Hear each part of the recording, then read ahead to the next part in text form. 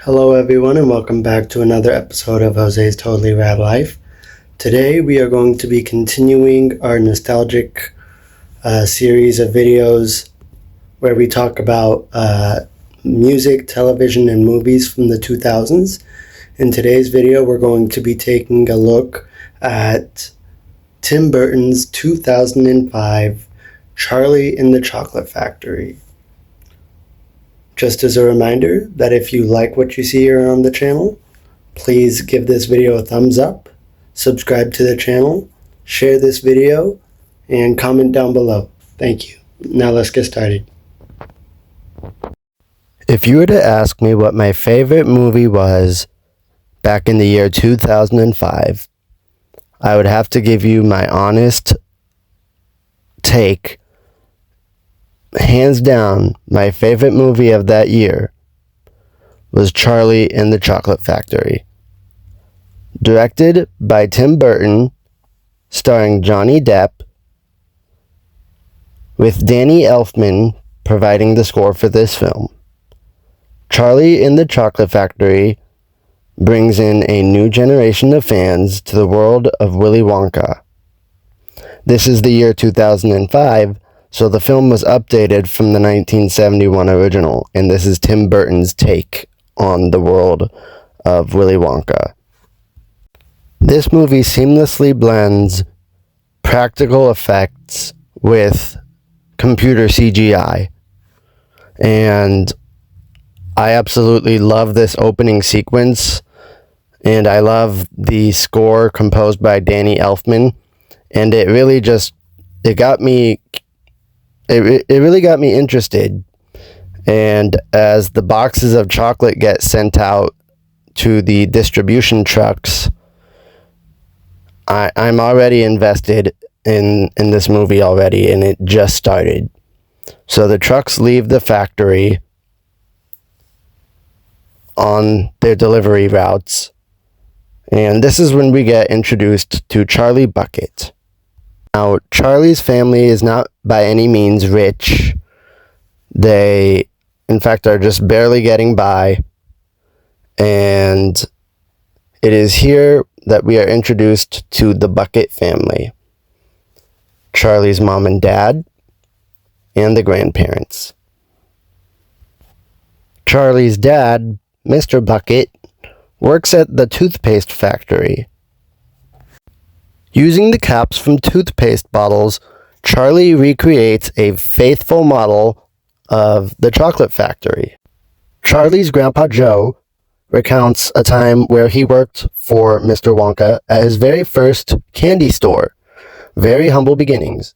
It's a very busy place, and they ran out of chocolate birds. He informs Mr. Wonka that they have run out of chocolate birds, and we don't get a good look at him, but Mr. Wonka puts a chocolate bird in Grandpa Joe's mouth, and much to our surprise, there's a chocolate bird. Grandpa Joe continues his story. This time he tells Charlie about the Indian prince. Prince Pondicherry had asked Mr. Wonka for a castle to be made entirely out of chocolate.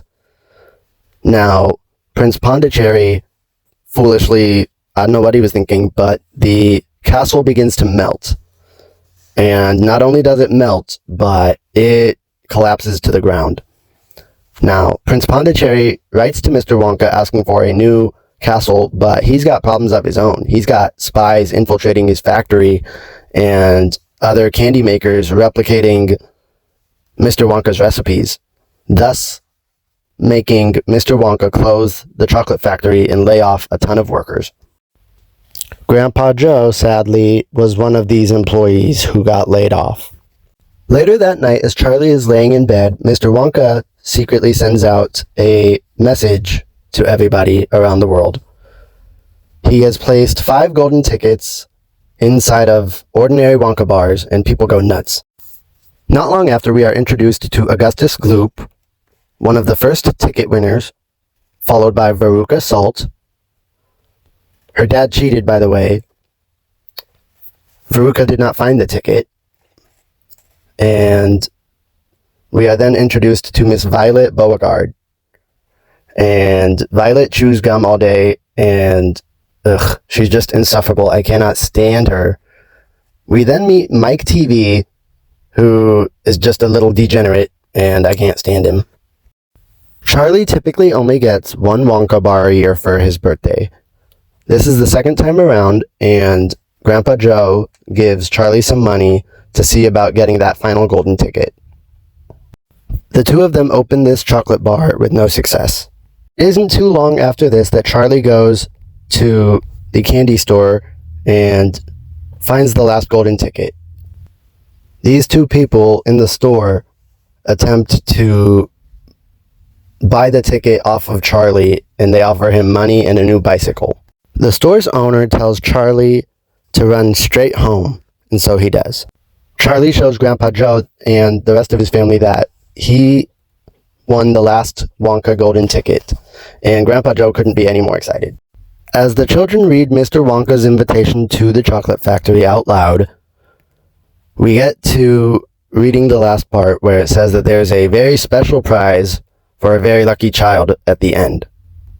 The next morning at 10 a.m. sharp, all of the children and everybody is gathered around the gates as Charlie and everyone else enters the chocolate factory.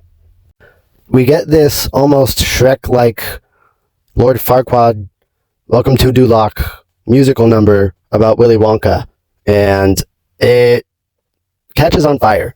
See on the faces of some of the kids and the parents that they're like, what did I just walk into? It is only at the end of the musical number that we meet Mr. Willy Wonka, played by Johnny Depp. And he hasn't had social interaction with humans in a very, very long time, and it's very awkward. One of the first places we are shown is the chocolate room with the waterfall. This is a practical set, and I love it. Mr. Wonka invites the kids to explore, but warns them not to get overexcited. As Mr. Wonka is showing everybody the factory, he mentions that the waterfall mixes the chocolate and that no other factory in the world does this. He then points to the pipe and tells everybody that these pipes take the chocolate all over the factory. We then cut to the kids exploring Mr. Wonka's factory, as well as the parents. Now, Augustus Gloop is eating up everything in sight. Veruca notices the Oompa Loompas, and she's like, Daddy, look over there, it's a little person. Mike TV's dad, who is a geography teacher, says that there's no such place. We then get a flashback scene to when Mr. Wonka first discovers the Oompa Loompas. The Oompa Loompas live in huts above ground to stay safe from predators. They mash up caterpillars and mix them with other things, but above all, they love the cocoa bean. Mr. Wonka reaches a deal with the chief, and that is when the Oompa Loompas come back to work at the factory. It is after this that Augustus Gloop falls into the chocolate river. Wonka did warn the children not to lose their heads, and Augustus gets sucked up the pipe from the chocolate river. As he travels up the pipe, eventually he gets stuck. Unable to move, Augustus just sits there as everyone looks at him. We are then treated to our second musical number, our first by the Oompa Loompas, and they sing this really funny, really memorable song, and I love the way that they filmed this, and it's such a funny scene, but yeah, it's so memorable. Augustus shoots up the pipe and is transported to other parts of the factory. The Oompa Loompas roll up in this almost Viking-like ship, and everybody gets on board. If you've seen the original Gene Wilder film from 1971, this scene traumatized everybody that saw it. The boat stops at the inventing room, where Mr. Wonka, giddy like a child, informs us that this product is still in its development stages. What he has concocted is a chewing gum that is a 3-course meal. Violet does not hesitate and immediately puts the gum in her mouth. As she's chewing, she turns into a giant blueberry, and thus treating us to another memorable musical number by the Oompa Loompas, and it's hilarious. I love this movie.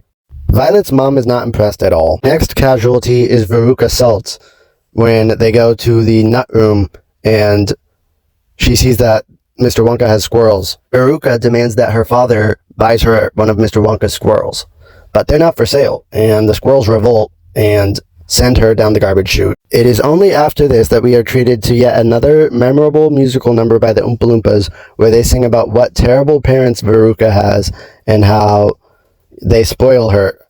Last but not least, the last child to disobey Mr. Wonka is Mike TV, of course. It's shrunk down, being sent through the television, which leads us to a musical number that has influences of Kiss and the Beatles, and it's a hilarious musical number. It's great. Through process of elimination, lastly, Charlie is the last kid, and he's been a good kid.